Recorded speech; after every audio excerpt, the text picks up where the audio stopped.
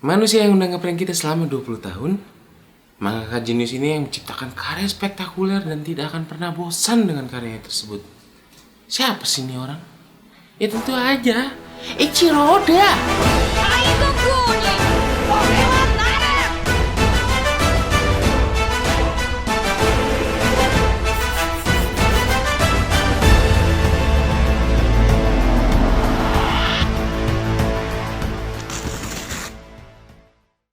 Siapa sih yang gak kenal nih orang? Lu para wibu pun pasti sangat mengenal nih orang. Dan anak-anak non wibu pun walaupun gak kenal nih orang, ya paling kenal dengan karyanya. One Piece, anime yang sudah mendunia dari Asia maupun Eropa. Dan kenapa sih One Piece ini bisa disukai banyak kalangan? Dan ini menurut gue sendiri ya, kenapa One Piece bisa disukai banyak kalangan? Yang pertama, Luffy kan kapten nih, kapten dari topi jerami. Dia nggak layak menjadi kapten, ya karena kelakuannya yang bodoh, yang konyol, yang nggak jelas itu. Tapi walaupun dia kayak gitu, si Luffy ini orang yang sangat kuat memegang teguh cita-citanya. Cita-citanya itu ya ingin jadi raja bajak laut. Setiap tantangan dan musuh yang kuat selalu dia hadapi. Ya nggak kenal namanya menyerah atau mundur dari setiap rintangan yang ada untuk menggapai cita-citanya itu. Kedua nih, persahabatan yang begitu erat. Ya lu tau lah, kebanyakan lu punya temen kan kayak anjing kan ya. Nah persahabatan Luffy dan kawan-kawan ini nggak kayak gitu. Luffy akan menantang siapapun dan kapanpun yang berani macam-macam dengan temannya sendiri. Ingat kejadiannya si Nico Robin yang diculik? Dia bahkan berani melawan pemerintahan untuk menyelamatkan temannya sendiri. Dan yang ketiga nih, karakter-karakter di One Piece tuh ada banyak ya. Berbagai macam ras tuh dengan kekuatan yang unik tuh ada banyak. Ada manusia kaki panjang, lengan panjang, manusia ikan, raksasa, dan masih banyak lagi. Kalau gue sebutin ya panjang nih video. Yang keempat, alur cerita yang sulit ditebak dan penuh kejutan. Ya lu tau lah, kita selama ini udah di-prank oleh Oda selama 20 tahun. Kita mikir Luffy makan buah gomu-gomu Paramecia, tapi di chapter 1044 ternyata Luffy makan buah Mythical Zoan model Nika. Kan anjing nih mangaka jenius ini. Dia tiba-tiba merubah buah setannya si Luffy jadi Mythical Zoan. Dan si Oda nih setiap membuat alur cerita nih bikin kita nggak pernah bosan dan penasaran endingnya tuh kayak gimana, akhir ceritanya tuh bagaimana sih. Mangaka jenius ini nih anjing emang. Oda yang lahir pada 1 Januari 1975 di Jepang atau lebih tepatnya di Kumamoto. Mangaka yang terlahir sebagai mangaka jenius. Karena apa? Karena di umur 4 tahun aja dia sudah berpikir untuk menjadi mangaka profesional dan menghindari pekerjaan nyata. Pekerjaan nyata seperti PNS, pegawai swasta, udah korporat lah jatuhnya. Nah kan kerennya di situ tuh, kerennya jenisnya di situ lah, bukan keren. Kerennya keren jenisnya di situ tuh. Di saat umur kita masih 4 tahun, apa sih yang ada di benak lu? Kalau bukan main. Tapi ini orang emang beda banget. Di umur 4 tahun dia udah berpikir untuk jadi mangaka, untuk menghindari pekerjaan tetap aja. Kan the best emang. Dan pengaruh besarnya dia untuk menjadi mangaka ini adalah Akira Toriyama dari seri Dragon Ball. Akira Toriyama adalah si pembuatnya si Dragon Ball. Dan menurut Oda ya, Dragon Ball adalah anime yang memiliki keseluruhan hal yang dapat dilihat anak-anak secara gembira. Dan pengaruh besar lainnya adalah pas di waktu kecil dia sangat menyukai animasi kecilnya yang berjudul Viking the Viking. Kehidupan bajak laut Viking. 思ったんでしょうか。小さなバイキングビッケっていうアニメが昔あったんですね。それが好きで、覚えてるシーンとしては、明日僕は父さんたちと航海に出るんだっていうシーンが多分どっかにあるか、僕が作ってしまったか、なんですかね、あると思うんですね。でそのシーンにすごく憧れてたんですね、昔から。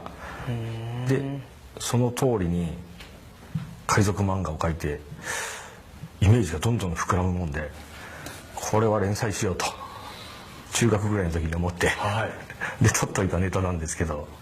Karena akrab dengan kehidupan bajak laut telah mempengaruhi kehidupan Oda bertahun-tahun. Karena minatnya dengan bajak laut, Oda juga mempunyai bajak laut idolanya, Edward the Teach. nggak make deh, Edward Teach, Kurohige, Blackbird. Lu pasti kalau punya ide nih dan lu bikin karya lah, pasti tokoh idola lu tuh pasti jadi tokoh utama kan. Nah ini orang emang beda. Ini orang nggak bikin tokoh kesukaannya jadi tokoh utama. お前が黒ひげ。ああ、そういや名乗ったことはなかったな。 Pada saat Oda umur 17 tahun, Oda menyerahkan karyanya yang bernama Wanted di penghargaan Tezuka Award. Dan karena penghargaan ini, Oda mendapatkan pekerjaan di Weekly Shonen Jump sebagai asistennya si Shinobu Kitari dari seri Police Gang, terus pindah ke Masaya Tokuhiro di Jungle King. Karena gaya artistik yang gak terduga dari si mangaka ini, pada umur 19 tahun dia pindah lagi menjadi asistennya si Nobuhiro Watsuki, si pembuat dari Rurouni Kenshin atau dikenal kita sebagai Samurai X kalau di Indonesia.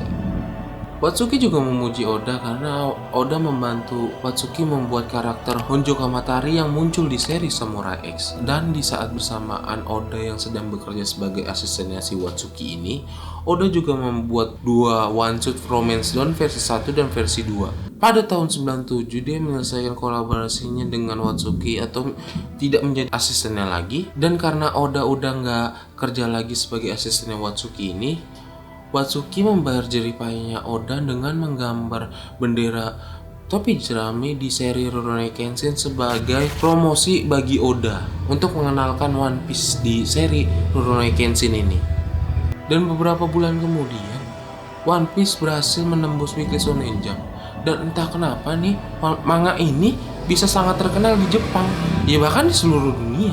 Dan menjadi manga terlaris sepanjang sejarah. Ya gimana nggak terlaris sepanjang sejarah?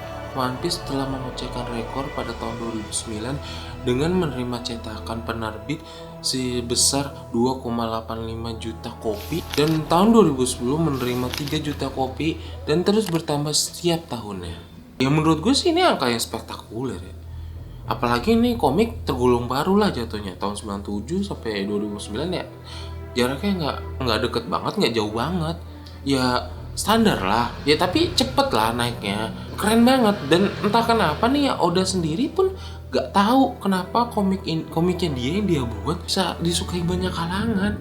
愛されているこのワンピースですけれども、